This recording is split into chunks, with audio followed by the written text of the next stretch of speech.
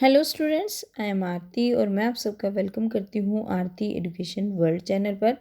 बच्चों, आज की इस वीडियो में हम आपकी कक्षा 8 की सामाजिक विज्ञान की वर्कशीट नंबर 37 पढ़ने वाले हैं, जिसकी डेट है 26 फरवरी 2021। प्यारे बच्चों, जो आपकी आज की वर्कशीट आई है सोशल साइंस की 37, जिसकी डेट 26 फरवरी है, उसमें हम पढ़ेंगे मृदा निर्माण के कौन से कारक होते हैं, भूस्खलन क्या होता है और मृदा का निम्नीकरण कैसे होता है। चलिए शुरू करते हैं आज की वर्कशीट। मृदा यानी कि मिट्टी। तो पृथ्वी के पृष्ठ पर दानेदार जो कणों का आवरण होता है ना, उसको क्या बोलते हैं? उसको हम मृदा बोलते हैं।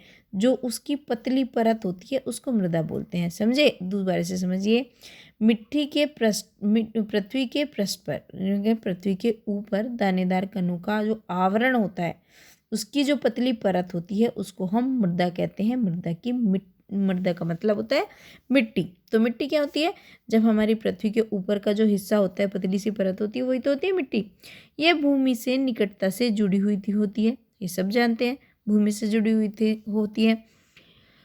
स्थल रूप मृदा के प्रकार को निर्धारित करते हैं, और वहाँ का स्थल रूप कैसा है, क्या उनकी विशेषताएं हैं, ये उसके जो मृदा को निर्धारित करते हैं कि वो कैसी होगी। मृदा का निर्माण चट्टानों से प्राप्त खनिजों और जैव पदार्थ तथा भूमि पर पाए जाने वाले खनिजों से होता है। समझ रहे हो? मृदा कैसे बनती है? जो चट्टानों से प्राप्त होते हैं, खनिज होते हैं, जैव पदार्थ होते हैं, और जो भूमि पर भी पाए जाते हैं कुछ खनिज। तो जब वो सब मिलजुल के ये मृदा का निर्माण करते हैं, मतलब मृदा निर्माण के कारक हैं। यह अपक्षय की प्रक्रिया के माध्यम से होती है। जब उनका अपक्षय होता है, विघटन होता है, तो तब ये धीरे धीरे छोटे छोटे कण बन जाते हैं और मृदा का रूप ले लेते हैं। खनिजों और जैव पदार्थों का सही मिश्रण मृदा को उपजाऊ बनाता है। तो ये तो आप जानते हैं, अगर मृदा उपजाऊ है इसका मतलब ये है कि उसमें खनिज और जैव पदार्थ सही मात्रा में मिले हुए हैं। अगर ये सही मात्रा में नहीं होंगे तो पृथ्वी हमारी कैसी होती है? बंजर हो जाती है। अगर नहीं होते और थोड़े होते हैं तो कम उपजाऊ होती है। तो आप कॉमन सेंस लगा सकते हैं। अच्छा बच्चों, एक फैक्ट जान लो जो आपकी वर्कशीट में दिया गया है। केवल 1 सेंटीमीटर मिट्टी को बनाने में सैकड़ों साल लग जाते हैं, मतलब कई सौ साल लगते हैं 1 सेंटीमीटर इतनी छोटी सी मिट्टी को बनाने के लिए। ठीक है, तो चलिए, इतनी थोड़ी सी मिट्टी को बनाने के लिए इतना टाइम लगता है, तो हमें आगे बढ़ना है। मृदा निर्माण के कारक कौन कौन से होते हैं? तो बच्चों, ये जो चित्र देख रहे हो ना, ये मृदा के जो निर्माण के प्रभावित कारक होते हैं उनके बारे में दिया गया है। आज देखो, ये शॉर्ट में दिया गया है। शॉर्ट क्या, लॉन्ग क्या, यही पॉइंट्स हैं जो थोड़ा सा बढ़ा करके लिखे हुए हैं इधर वेब चार्ट पे। अच्छा, मृदा निर्माण के मुख्य कारक हैं जनक सेल का स्वरूप, जलवायु कारक, स्थलाकृति, जैव पदार्थों की भूमिका, मृदा निर्माण के संगठन में लगा समय। मतलब अब इसको कैसे समझेंगे, इससे समझो। देखो, एक तो होता है जनक सेल, रंग, गठन, रासायनिक गुणधर्म, खनिज मात्रा, पारगम्यता को निर्धारित करती है। ठीक है, ये सब चीज़ें होंगी तो उसकी पारगम्यता को निर्धारित करती है। ये पहला पॉइंट। मैं जानती हूँ बच्चों कि आज की आपकी वर्कशीट का ना, जो 26 तारीख की आपकी ये वर्कशीट है, इसका फ़ॉन्ट बहुत छोटा है, समझ में नहीं आ रहा, बिल्कुल आपको नहीं दिखाई दे रहा होगा, मैं ये जानती हूँ, लेकिन आप ध्यान से सुनिए तो आपको समझ आएगा क्या कह रही हूँ मैं। अच्छा, दूसरा देखिए, दूसरा कारण होता है उच्चावच तुंगता और ढाल मृदा के संचय को निर्धारित करने के कारण। तो ये क्या हो गया? ये भी इसका मृदा निर्माण का एक कारक होता है। वनस्पति जाल कैसा है वहाँ का, प्राणी जगत कैसा है, सूक्ष्म जीव कैसे हैं, सूक्ष्म विभाग की दर को जो प्रभावित करते हैं, ये सारे कारक।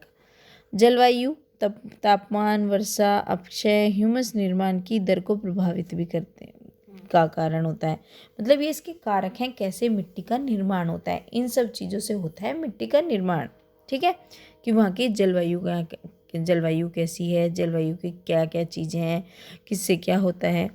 समय मृदा परिशिका की मोटाई को निश्चित करता है, कि वो जो उसकी मोटाई कैसी होगी टाइम के अकॉर्डिंग होती है। अगर टाइम कम है तो फिर अलग उसके परिणाम होंगे, और अगर टाइम काफ़ी है तो फिर उसके अलग परिणाम होते हैं। ठीक है, तो अगर आपसे मृदा निर्माण के कारक पूछेगा तो आप ये लिख देंगे बच्चों। ठीक है, मैं दोबारा बता देती हूँ। चाहे तो आप ये वेब चैट बना दीजिए और चाहे ये लिख दीजिए, ठीक है। तो हम ये लिखेंगे, आएगा एक प्रश्न आगे। चलिए, भूस्खलन। अब बच्चों आप सब जानते हो भूस्खलन क्या होती है। एक हमारी प्राकृतिक आपदा होती है। इसमें क्या होता है, जो भूमि है वो अपना क्या करती है, जो अपने जगह बदल लेती है। तो भूस्खलन कैसे होता है ये देखो पहले। भूस्खलन का सामान्य रूप से सेल, मलबा या ढाल गिरने वाली मिट्टी के वृत्त संचालन के रूप में परिभाषित कर सकते हैं। मतलब भूस्खलन क्या है, जो कोई मलबा हो, कोई शैल हो या कोई ढाल हो, वो बहुत बड़े पैमाने पे जब उसका संचलन होता है तो वो होता है भूस्खलन। ये वे प्राय भूकंप, बाढ़ और ज्वालामुखी के साथ घटित होता है। और जब बाढ़ आती है या ज्वालामुखी फटता है तो भूस्खलन का खतरा बहुत होता है। लंबे समय तक भारी वर्षा होने से भूस्खलन होता है। क्यों होता है भूस्खलन? भूस्खलन बारिश पड़ती रहेगी एक जगह, तो क्या होगा, वो मिट्टी खिसक जाती है वहाँ से। पहाड़ों वगैरह पे बहुत होता है बच्चों। अच्छा, अब देखते हैं न्यूनीकरण क्रियाविधि।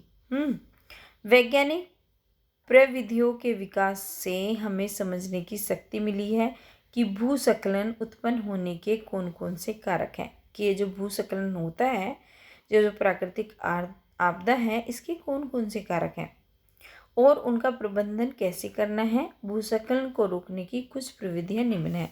तो बच्चों ये जो नीचे दिया गया है ना सारा का सारा, कि हमें जो ये प्राकृतिक समस्या है, प्रकृति की जो क्या है, ये आपदा है, इससे निपटने के लिए हमारे पास क्या क्या उपाय हैं ये समझिए। सबसे पहले भूस्खलन प्रभावित क्षेत्रों का मानचित्र बनाएं और इसमें प्रभावित होने वाले स्थानों को इंगित करना है।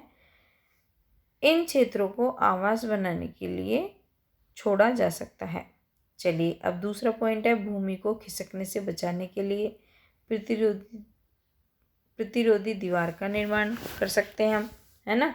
क्या कर सकते हैं, जिससे भूमि ना खिसके, तो उसके सामने हम बड़ी सी दीवार लगा देंगे कि ये यहाँ है तो ये यहाँ नहीं आएगी खिसक के, दीवार है बीच में, ठीक है। उसके बाद देखो, भूस्खलन को रोकने का सबसे प्रभावी तरीका वनस्पति आवरण में है।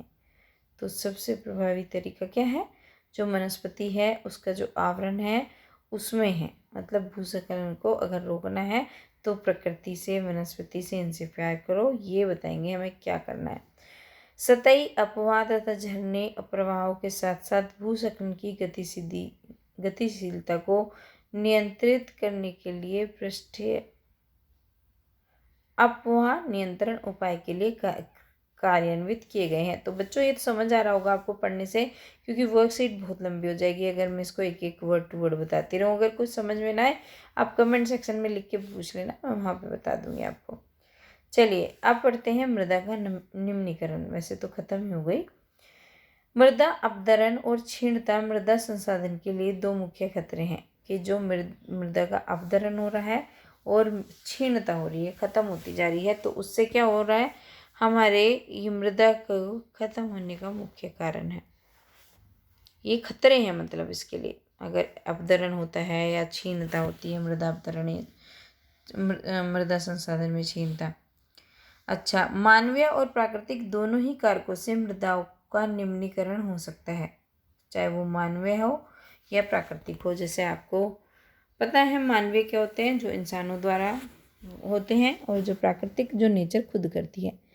मृदा के निम्नीकरण में सहायक कारक वनोन्मूलन, अतिचारण, रासायनिक उर्वरकों और कीटनाशकों का अत्यधिक उपयोग, वर्षा दोहन, भूस्खलन और बाढ़ है।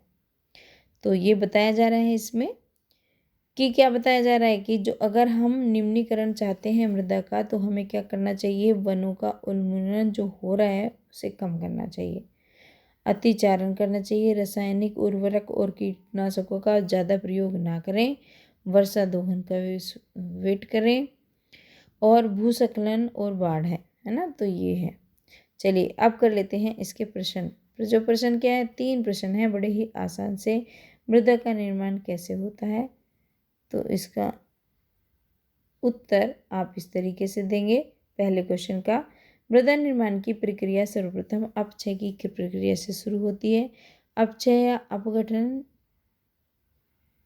की, है ना, अपक्षय या अपदरण के जो कारकों का चट्टानों में विघटन होता है। इस प्रकार जल धारण करने की क्षमता, वायु के प्रवेश आदि के कारण अंततः परिपक्व खनिज एवं जीव उत्पाद युक्त मृदा का निर्माण होता है। तो ये लिख देंगे आप प्रश्न नंबर 1 के उत्तर में। आइए प्रश्न नंबर 2 पर। मिट्टी के निर्माण को प्रभावित करने वाले कारक कौन से हैं? तो मैंने आपको बताया था बच्चों, जो मिट्टी के निर्माण को प्रभावित करने वाले कई कारक होते हैं। 5 निम्नलिखित कारण इस तरीके से हैं। क्या क्या? नंबर 1, जनशैवाल का स्वरूप, जलवायु कारक, स्थलाकृति, जैव पदार्थों की भूमिका, मृदा निर्माण के संगठन में लगा समय। तो ये क्या है? ये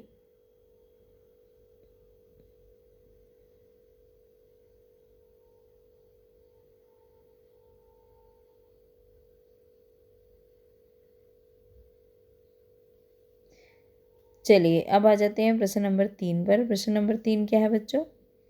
प्रश्न नंबर 3 है, भूस्खलन को कम करना क्यों आवश्यक है? तो बच्चों इसका तो आप एक लाइन में उत्तर दे सकते हैं।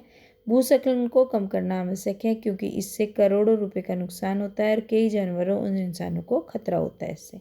ठीक है, तो ये लिख देंगे आप बच्चों प्रश्न नंबर 3 का उत्तर में। तो बच्चों हो गई आपकी वर्कशीट कंप्लीट। अब आपको क्या करना है?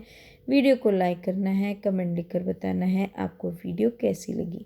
ठीक है बच्चों, और दूसरा अपने सारे दोस्तों के साथ शेयर करेंगे आप लोग, और सब्सक्राइब कर लेंगे चैनल को, जिसने भी चैनल को अभी तक सब्सक्राइब नहीं करा है।